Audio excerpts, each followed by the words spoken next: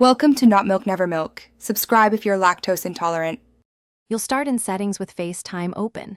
This is where Shareplay lives. Once FaceTime is visible, make sure you're signed into the Apple ID used for calls so toggles apply. Tap the Shareplay option right away. This first action targets system-level sharing. If you're in a hurry, flip the Shareplay switch to Off Now.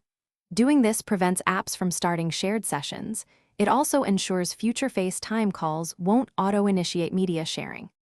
Next, go into the app that triggered Shareplay to stop any active session at the source. You want to end playback or choose Leave Shareplay from the in-app controls. This stops streams immediately. Then check that app's own settings. Some apps let you toggle Shareplay permissions independently, so turn those off to prevent automatic re-entry. Once done, close the app to clear any cached session data. Make sure to relaunch to confirm the session doesn't restart. Finally, verify the change by reopening FaceTime and checking the Shareplay switch. Confirm it stays off. If Shareplay keeps appearing, restart the iPad to clear any lingering processes. That often resolves persistence. If problems persist, sign out of your Apple ID in Settings and sign back in or reset FaceTime by toggling FaceTime off and on again.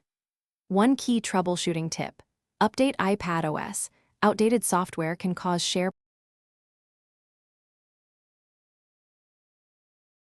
Thanks for watching. If this was helpful, leave a like and consider subscribing. See you next time.